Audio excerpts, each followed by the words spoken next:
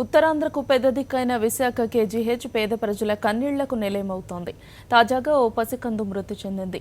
అయితే తమ బిడ్డ చావుకు వైద్యుల నిర్లక్ష్యమే కారణమంటూ విశాఖ కేజీహెచ్లో మృత శిశువు బంధువులు ఆందోళనకు దిగారు. దీనిపై మరింత సమాచారం మా కరెస్పాండెంట్ శ్రీదేవి అందిస్తారు. Sridevi, over to you.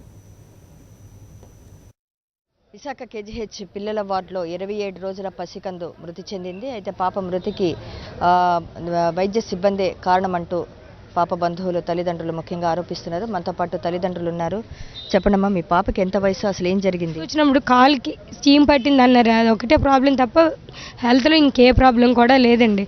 అది సర్జరీ చేస్తానన్నారు. చీమ్ తీశారు. తీసిన తర్వాత ఇక్కడ వేసిన నుంచి కూడా ఎటువంటి ఇంజక్షన్లు కూడా ఏమీ కూడా ఇవ్వలేదు.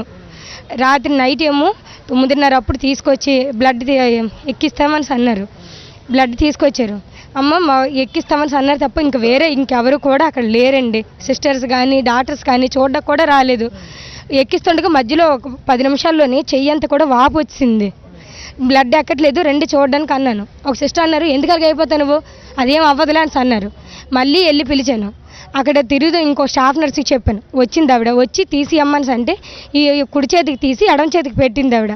ఎడమ చేతికి పెట్టినప్పుడు బాగానే ఎక్కింది. ఎక్కుతూ మధ్యలో ఒకసారి అక్కడ ఏదో సిగ్నల్ లైట్ ఏదో ఆగిపోయింది. ఏంటి ఎక్కట్లేదండి, ఒకసారి చూడండి అంటే ఎందుకు అలాగ అయిపోతున్నావు, మాకు తెలియదు ఆ మాత్రమో అని అన్నది. వచ్చి ఒక్కసారి కూడా చూడలేదు. కేవలం డాక్టర్లు గారు, డ్యూటీలో ఎవరైతే నైట్ డాక్టర్ గారు, ఈ యొక్క స్టాఫ్ నర్సులు ఎవరైతే ఉన్నారో వాళ్ళ అశ్రద్ధ కారణంగా పాప చనిపోయిన దానికి కారణం ప్రూఫ్ ఏంటంటే రాత్రి బ్లడ్ ఎక్కించారు.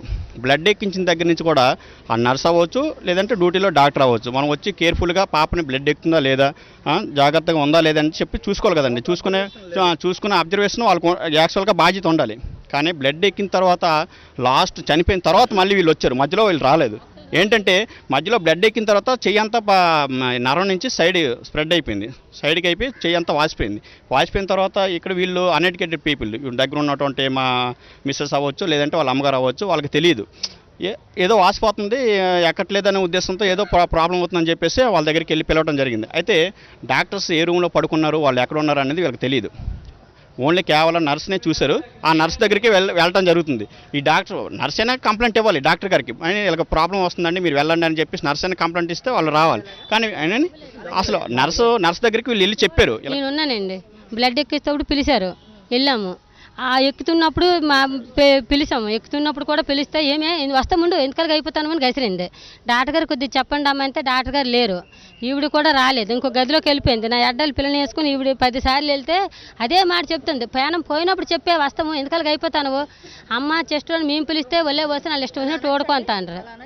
అలా అనకూడదు, వాళ్ళకి రూల్ బాగుంది, ఆ ఉద్యోగాలు ఉన్నాయి కాబట్టి అనేస్తాండ్రు.